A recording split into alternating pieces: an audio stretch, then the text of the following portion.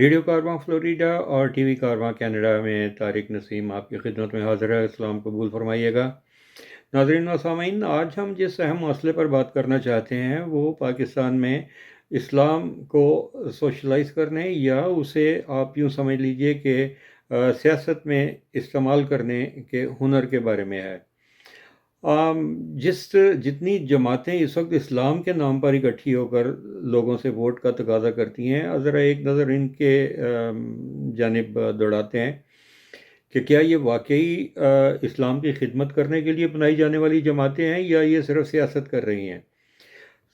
سب سے پہلے یہ جو اسلامی نام پر بنائی گئی جماعتیں ہیں، یہ حضرت علامہ اقبال صاحب کے ایک شعر کا حوالہ دیتے ہیں کہ انہوں نے فرمایا تھا، جدا ہو دین سیاست سے تو رہ جاتی ہے چنگیزی۔ تو ان کے خیال میں یہ ہے کہ چونکہ علامہ اقبال نے یہ فرما دیا کہ اگر سیاست کو دین سے علیحدہ رکھا جائے گا تو وہاں چنگیزی باقی رہ جائے گی، لیکن وہ یہ بھول جاتے ہیں کہ انہوں نے علماء سو کے بارے میں نہیں بلکہ ایسے علماء کے بارے میں بات کی تھی کہ جو اسلام کو سمجھتے ہوں۔ اس زمانے میں ان کے بڑے تعلقات تھے کہ جو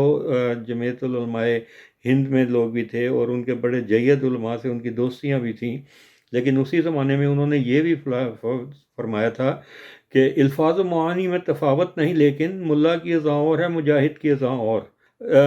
اسلام کا لبادہ اوڑھے ہوئے جتنے لوگ ہمیں نظر آ رہے ہیں وہ اسلام کے مجاہد نہیں ہیں، بلکہ وہ سیاست کر رہے ہیں اسلام کے نام پر۔ سب سے پہلے ہم ایسے جمعیت العلماء ہند کے مولانا حسین احمد مدنی کی بات کریں گے، اور اس کے علاوہ شبیر احمد عثمانی صاحب کی بات کریں گے۔ شبیر احمد عثمانی صاحب نے قیام پاکستان سے قبل جمعیت العلماء اسلام کا قیام عمل میں لایا ہے ان کی زیر نگرانی، اور اس کے بعد مولانا حسین احمد مدنی جو جمعیت العلماء ہند کے امیر تھے، انہوں نے پاکستان بننے کی شدید مخالفت کی تھی، جبکہ شبیر احمد عثمانی صاحب نے پاکستان کو بنانے کے حق میں مسلم لیگ کے حق میں ووٹ دیا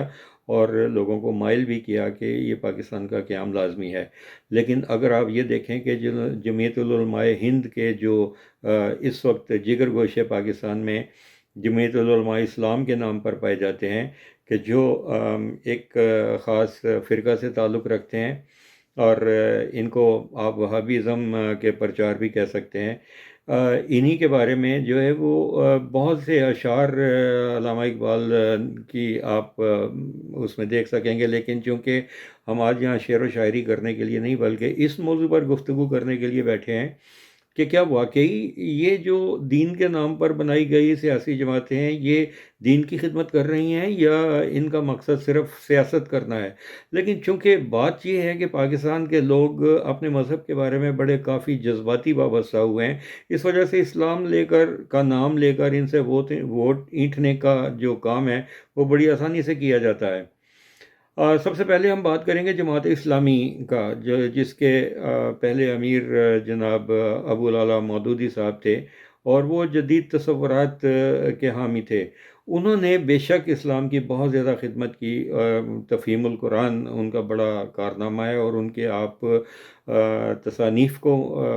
دیکھیں تو وہ ایک بڑے جدید علوم سے روشناس کروانے والے بڑے جید عالم دین تھے۔ انہوں نے اپنے اسلام کی ترویج کے لیے مدارس بھی قائم کیے، لیکن یہ وہ مدارس تھے کہ جو باقاعدہ سکول تھے، جیسے اچھرا میں ان کی رہائش کے قریب، اچھرا لاہور میں ان کی رہائش کے قریب نیا مدرسہ ہائی سکول، پرائمری سکول، اور وہاں پر ایک ہاسٹل بھی تھا جس کا نام نیا گھر تھا۔ اس میں باقاعدہ اسلام کی تعلیم جماعت اول سے لے کر جماعت دہم تک دی جاتی تھی، اسلامیات پڑھائی جاتی تھی، اور تمام دیگر جو علوم ہیں ان سے روشناس کروایا جاتا تھا۔ تو اس لحاظ سے یہ ایک جدید نظریاتی اسکول تھا۔ اور پھر یہ دیکھیں کہ جماعت اسلامی کی جو خدمت اسلامی ہے اس نے پاکستان میں بہت خدمت کی ہے۔ ان لوگوں کے ہاسپٹل بھی چلتے ہیں، اور ان کے رضاکاران جو ہے وہ اندرون سندھ دور دراز علاقوں میں جا کر انہوں نے کنویں لگوائے، ہینڈ پمپ لگوائے، ہاسپٹلز بنوائے، انہوں نے نرسریاں وہاں قائم کی، انہوں نے وہاں پر دور دراز کے علاقوں میں جہاں پانی نہیں ملتا تھا وہاں ہینڈ پمپ وغیرہ لگوائے. تو اس طرح سے جو خدمت اسلامی ہیں ان کے تو باقاعدہ ونگز ہیں جو بہت زیادہ کام کر رہے ہیں. اس وجہ سے میں بجا طور پر انہیں صالحین کی جماعت کہہ سکتا ہوں. لیکن دوسری جانب جماعت اسلامی کا طرز عمل، اب یہ دیکھیں کہ جس وقت قاضی حسین احمد تھے تو جماعت اسلامی کی بڑی پکڑ تھی ان دنوں سیاست کے اوپر، کیونکہ وہ بجا طور پر ایک مجاہد تھے جنہوں نے افغان جہاد کو جہاد سمجھا تھا، اور ان لوگوں کے بچے بھی وہاں جا کر شہید بھی ہوئے، اور اس کے بارے میں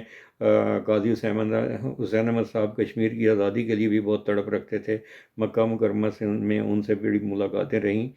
یہ ایک علیحدہ موضوع ہے، ہم اس پر بعد میں بات کریں گے. لیکن اس وقت کو اگر دیکھیں تو ان کا جو ابھی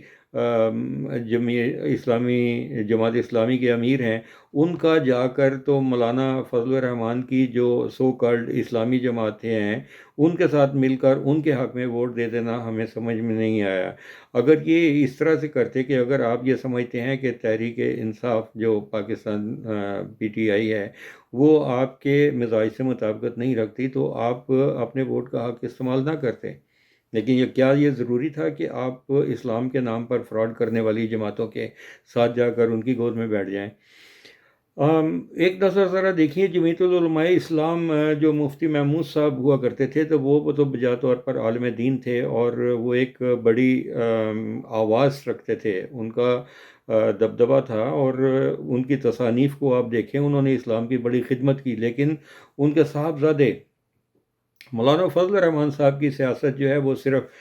ڈیزل کے پرمٹوں پر اور شہداء کی زمینوں پر قبضہ کرنے اور سرکاری زمینوں اور اراضی پر قبضہ کر کر کے وہاں پر مارکیٹیں بنانے اور وہاں پر مدارس کے نام پر اپنے کاروباری اسکول چمکانے کے علاوہ اور اس کے علاوہ کچھ نہیں ہے. تو مجھے اس بات پر اعتراض ہے کہ جو ہمارے معصوم لوگ انہیں مولانا فضل الرحمان صاحب کو 2.5 لاکھ علماء کرام کا امام سمجھتے ہیں، وہ ہمیں یہ بتا دیں ایک مرتبہ کہ مولانا فضل الرحمان کی اپنی کوالیفیکیشن کیا ہے. درس نظامی 8 سال کا ہوتا ہے. 8 سال کے بچے کو آپ یہ سیکھیں کہ مڈل پاس لڑکا جو ہے وہ کہاں کا عالم فاضل ہو جاتا ہے. لیکن اگر 8 سال درس نظامی میں لگائے ہوئے ہوں تو مجھے اس بات پر بھی حیرت ہوتی ہے کہ ہائر ایجوکیشن کمیشن پاکستان جو ہے وہ درس نظامی کے 8 سال کو ایم اے عربی اور ایم اے اسلامیات کے مساوی سمجھتا ہے. چلیے جی، یہ بھی اگر ہم سمجھ لیں کہ وہ ایم اے عربی اور ایم اے اسلامیات ہے اور انہوں نے اس کے علاوہ کوئی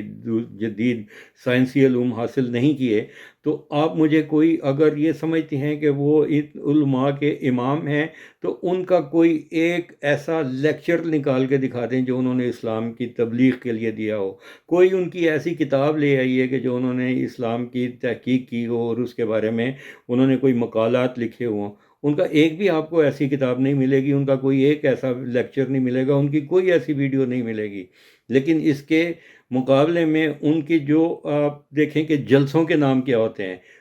میں کچھ نام آپ کو گنوائے دیتا ہوں، لیکن ان کے ہر جلسے کے نام اسی طرح سے ہوتے ہیں: شوکت اسلام کانفرنس، اسلام زندہ باد کانفرنس، ختم نبوت کانفرنس، تحفظ اسلام کانفرنس، تحفظ اور ناموس رسالت کانفرنس. اب ان کانفرنسوں کے اندر جا کر ہوتا کیا ہے کہ وہ کوئی لیکچر جو ہے وہ اسلام کے بارے میں نہیں دیے جاتے، وہاں صرف اور صرف سیاست ہوتی ہے. میرا یہ مقصد یہ ہے کہ اگر آپ سیاست کرنا چاہتے ہیں تو آپ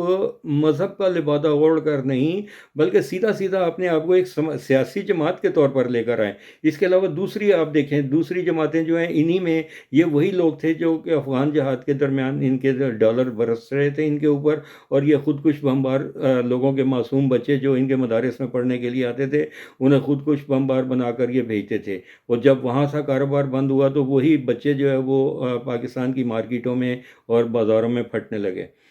ان کو تو جیل میں ہونا چاہیے تھا. اور یہ اس وقت انہوں نے ایک وہ ٹٹی دل اپنا بنایا ہوا ہے، اس کا نام بھی انہوں نے جمعیت الانصار رکھا ہوا ہے، انصار الپاکستان. اب آپ یہ سوچئے کہ یہ ایک بینڈ آرگنائزیشن ہے کہ جو یہ وہ لوگ ہیں کہ جو فوجیوں کے سر قلم کر کے ان کے ساتھ فٹ بال کھیلا کرتے تھے. یہ وہ لوگ تھے انصار الاسلام کہ جو سوات میں اسکولوں کو منہدم کیا کرتے تھے، بموں سے اڑایا کرتے تھے، اب اسی کو انہوں نے ایک نیا ورژن دے کر ان کو ایک وردی پہنا کر یہ لے آئے ہیں، اور ہمارے اسلام آباد ہائی کورٹ کی یہ ان کے لیے نوازش ہے کہ اس کو بین کرنا چاہا پاکستان گورنمنٹ نے، لیکن انہوں نے کہا کہ نہیں، یہ تو ایک رضاکار تنظیم ہے۔ اب آپ اپنے دل پر ہاتھ رکھ کے سوچئے کہ آپ نے ان رضاکاروں کو، پاکستان میں ٹی دل کا حملہ ہوا، کوئی اس کے بارے میں دیکھا کسی نے؟ ان کو پاکستان میں زلزلے آئے، کبھی کسی نے ان انصار الاسلام کو وہاں خدمت کرتے ہوئے دیکھا؟ پاکستان میں ابھی 1931 کے بعد سب سے بڑا جو ہے وہ بارشوں کا ایک وہ سیلاب آ گیا، کیا کبھی کسی نے ان انصار الاسلام کو وہاں پر کام کرتے ہوئے دیکھا؟ پاکستان پر کرونا کا حملہ ہوا، ہماری فوج دن رات لوگوں کی خدمت کرتی رہی، لیکن یہ انصار الاسلام کو رضاکارانہ خدمت سر انجام دیتے ہوئے کبھی کسی نے دیکھا؟ ہاں، جماعت اسلامی کی خدمت اسلامی ضرور کام کرتی رہی ہے، اور اس کے علاوہ حافظ سعید صاحب کی جو بدنام تھے کہ جی ان کو کشمیر کے جہاد کے لیے استعمال کیا جاتا تھا، وہ کشمیر میں جا کر یہ کرتے تھے، وہ کرتے تھے، ان کی تنظیم جو ہے وہ جماعت الدعوہ، وہ جا کر دشوار گزار پہاڑوں کے راستوں میں جا کر تو مختلف ایسی جگہوں پر جا کر ان کے رضاکار ضرور کام کرتے رہے ہیں۔ اس کے علاوہ ایک اور جو آپ یہ دیکھیں، جمعیت العلماء پاکستان، یہ مولانا شاہ نورانی صاحب کی تخلیق تھی جو بعد میں سپلٹ ہو گئی، اور اس میں مولانا عبدالستار نیازی صاحب وہ انہوں نے اپنا علیحدہ گروپ بنا لیا، اور وہ بعد میں پھر وزیر بھی بنے۔ اسی طرح سے یہ مختلف یہ ان کے جو میں تو ان کو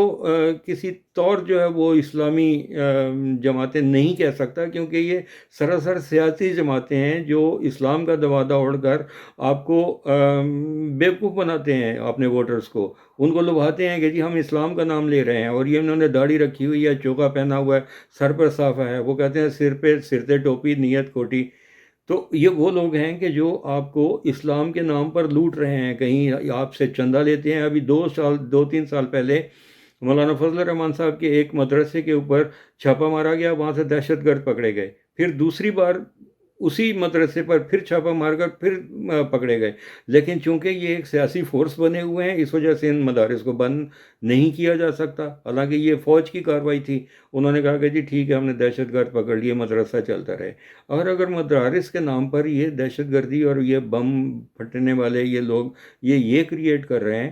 تو پھر ایسے اسلام سے تو سیکولرزم ہی اچھا تھا کہ جب آپ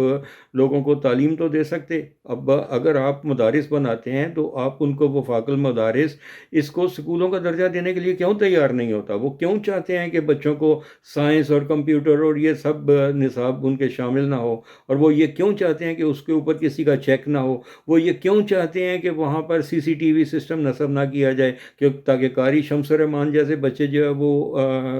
جو قاری شمس الرحمان جیسا درندہ صفت شخص جو ہے، اور اسی طرح کے جو دوسرے لوگ ہیں، یہ بھی مولانا فضل الرحمان کے اوپر انہوں نے ایک کتاب لکھی ہوئی تھی، اور ایک بچے کو 100 بار اس نے اتنا ریپ کیا کہ اس کی آنکھوں سے خون جاری ہو گیا، اور جب اس کو پولیس نے پکڑنا چاہا تو یہ جمعیت العلماء اسلام، آپ اندازہ کیجئے نام، وہ اسے بچانے کے لیے آ گئے، اور اس میں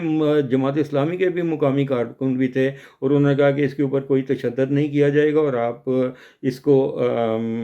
حراست میں رکھیں، اس کو ہتھ کڑی نہیں لگائیں، اور وہ مختلف شرائط لے کر آ گئے۔ تو یہ اگر تو اسلام ہے تو میں باز آیا محبت سے نہ توڑو ہڈیاں میری، یا وہ یوں کہتے ہیں کہ ایک شاعر یہ کہتا ہے کہ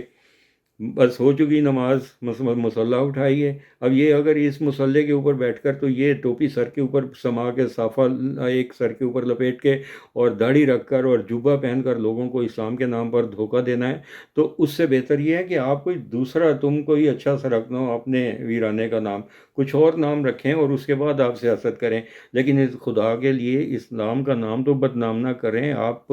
نے کیا سمجھ کر لوگوں کو جو ہے وہ اس طرح سے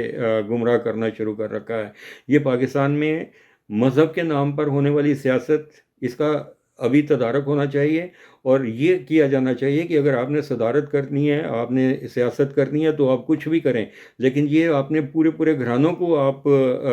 ٹکٹ بھی دیتے ہیں۔ مولانا فضل الرحمان صاحب کا بھائی وہ بھی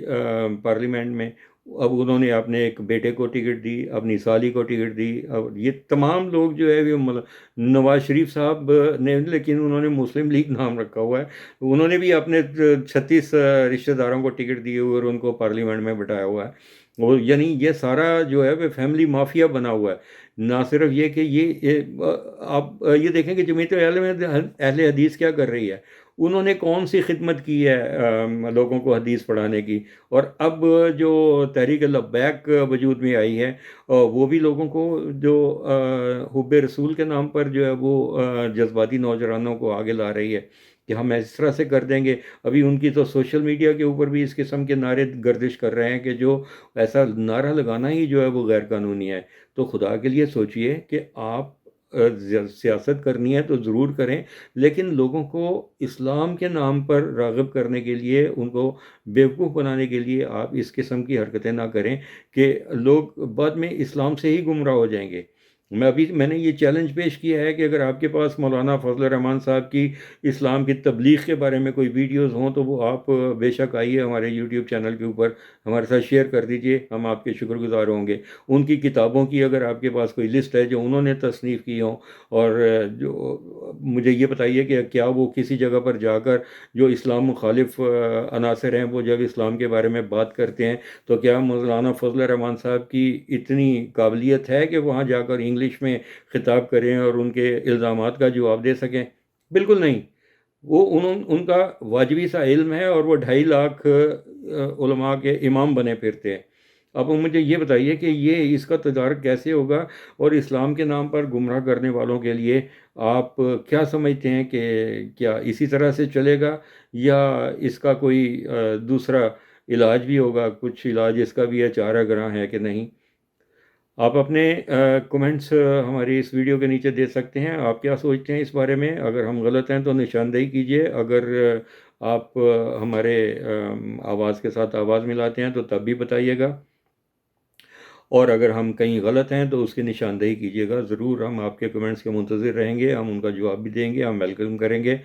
اسی ویڈیو کے نیچے کمنٹس کے سیکشن میں جائیے، اپنے کمنٹس دیجیے۔ اگر آپ کو یہ ویڈیو پسند آئے تو آپ ہمارے چینل کو سبسکرائب کریں، اور اپنے دوستوں کو بھی بتائیے، اس کو شیئر کریں، اور تاکہ جو آگہی کا یہ پیغام ہم آپ تک پہنچا رہے ہیں اس کو دوسرے لوگوں تک بھی پہنچے۔ اور طارق نسیم کو اجازت دیجیے، اور آج تک کے لیے اتنا ہی۔ ہمارا آپ کا اللہ حافظ۔ پاکستان زندہ باد۔